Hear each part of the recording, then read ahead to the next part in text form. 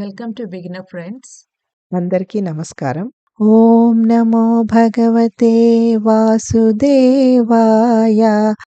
ఓం నమో భగవతే వాసుదేవాయ.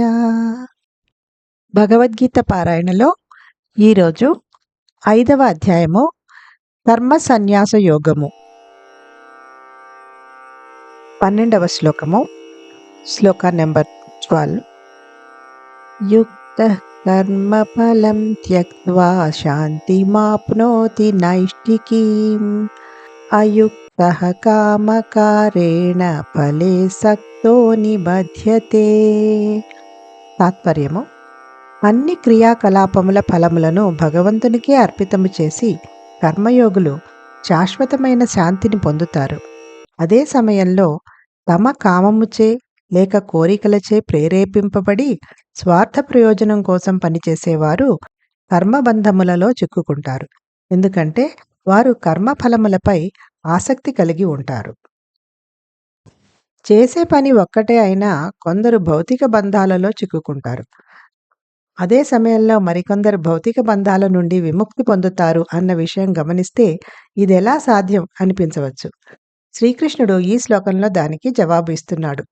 భౌతిక ఫలాలపై ఆసక్తి లేకుండా వాటిచే ప్రేరేపింపబడకుండా ఉన్నవారు కర్మబంధాలలో చిక్కుకోరు. కానీ ప్రతిఫలం కోసం ప్రాకులాడుతూ మరియు భౌతిక సుఖాలు అనుభవించాలనే కామానికి వశమైపోతే వారు కర్మబంధ ప్రతిక్రియలలో చిక్కుకుంటారు. యుక్త అంటే భగవంతునితో మానసిక అంతర్గతంగా ఏకమైపోవటం. అంతఃకరణ శుద్ధి తప్ప మరే ఇతర ప్రతిఫలము కోరుకోకపోవట అని కూడా చెప్పవచ్చు. యుక్త పురుషులు తమ కర్మలకు ప్రతిఫలాన్ని ఆశించకుండా ప్రతిగా అంతఃకరణ శుద్ధి కోసం మాత్రమే కర్మలు చేస్తుంటారు. కాబట్టి వారు త్వరలోనే దివ్యజ్ఞానాన్ని మరియు శాశ్వతమైన ముక్తిని పొందుతారు. మరోపక్క అయుక్త అంటే భగవంతునితో ఏకమవ్వకుండా అని అర్థం, లేదా ఆత్మకు శ్రేయస్సు కలిగించని ప్రాపంచిక ప్రతిఫలాలు ఆశించటం అని కూడా చెప్పవచ్చు. ఇటువంటి వారు అత్యాశచే ఉసికొల్పబడి వ్యామోహంతో కర్మఫలములను ఆశిస్తారు. ఇటువంటి దృక్పథంలో చేయబడిన పనులు ఆ అయుక్త వ్యక్తులను జన్మ మృత్యు సంసార చక్రంలో బంధించవేస్తాయి. Meaning of the shloka is: offering the results of all activities to God, the karmayogis attain everlasting peace, whereas those who, being impelled by their desires, work with a selfish motive become entangled because they are attached to the fruits of their action. How is it to be understood that performing the same actions, some people are bound to material existence and others are released from material bondage? Sri Krishna gives the answer in this verse. Those who are unattached and unmotivated by material rewards are never bound by karma. But those craving reward and obsessed with the desire to enjoy material pleasures become entangled in the reactions of work. The word yukta means united in consciousness with God.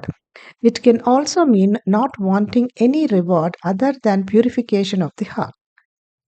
Persons who are yukta relinquish desire for the rewards of their action and instead engage in works for the purpose of self-purification. Therefore, they soon attain divine consciousness and eternal beatitude. On the other hand, ayukta means not united with God in consciousness. It can also denote desiring mundane rewards not beneficial to the soul. Such persons, incited by cravings, lustfully desire the rewards of their actions. The reactions of work performed in this consciousness bind these ayukta persons to the samsara or the cycle of life and death. ఓం నమో భగవతే వాసుదేవాయ.